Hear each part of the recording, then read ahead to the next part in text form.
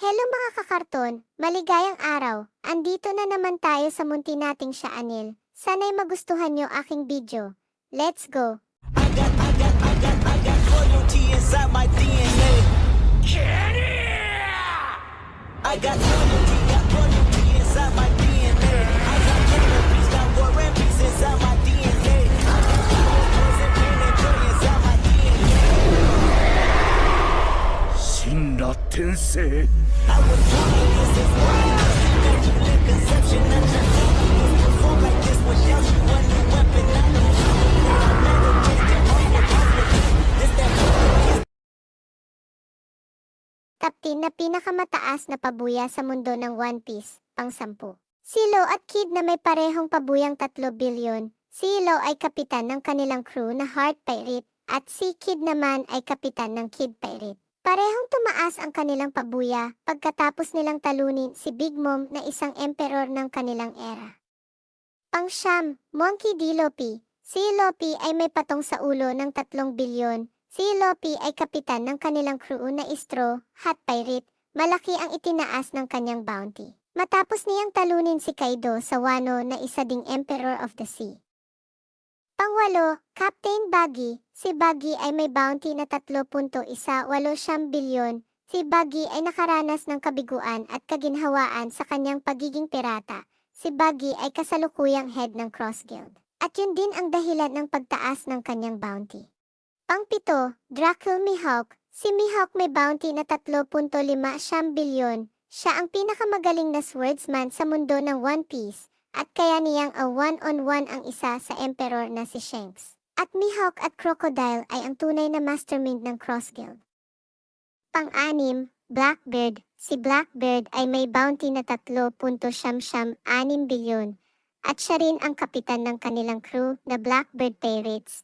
Siya ay nagtataglay ng 2 malakas na sinumpang prutas at kilala din sila na hunter ng mga sinumpang prutas at may masamang hangarin. Pang-5, Shanks. Si Shanks may bounty 4.048 bilyon. Siya ang dahilan na naging pirata si Luffy. Si Shanks ay kapitan ng Red Hair Pirates. Siya ay ang unang pinakabatang Emperor of the Sea. Siya ay master ng lahat ng uri ng haki. At kaya niyang a one-on-one si Whitebird. Pang-4, Big Mom. Si Big Mom ay may bounty na 4.388 bilyon. Siya ay kasapi ng legendary pirates na Rocks Pirates. Siya ay kakilakilabot sa parehong tangkad at kapangyarihan na may kakayahang lumikha ng mga homies, mga anyo ng buhay na nilikha mula sa walang buhay na mga bagay. Pang-3, Kaido. Si Kaido ay may bounty na 4.611 bilyon. Siya din ay kasapi ng Rocks Pirates. Sinubukan niyang magsimula ng mga digmaan para lamang libangin ang kanyang sarili. Ngunit ano pa ang maaari mong asahan mula sa isang taong nasa gitna ng labanan sa loob ng mahabang panahon? Siya ay isang master ng lahat ng anyo ng haki at sa kapangyarihan ng kanyang Devil Fruit, maaaring mag-transform sa isang dragon na kasing laki ng isang isla.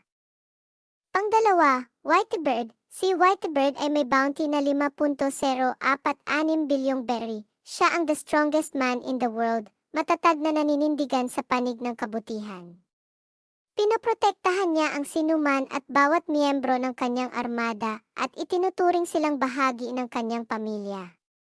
Para sa layuning iyon, ginawa niya ang lahat para protektahan ang kanyang pamilya, kahit na nangangahulugan iyon ng pagyanig sa lupa mula sa ilalim ng iba. Pang-1, Goldie Roger. Si Roger ang pinakamalakas na pirata sa lahat at may bounty na 5.564 bilyon berry, sinadya man niya o hindi. Si Gold Roger ang naging biyeko ng kalayaan at ang katalista ng isang bagong panahon ng pandarambong na hindi pa nagagawa ng mundo hanggang sa puntong ito. Ang pagiging nag-iisang pirata na sumakay sa Grand Line at nakabalik na buhay ay nagbigay ng pag-asa sa mga nag-akalang ito ay isa lamang mito.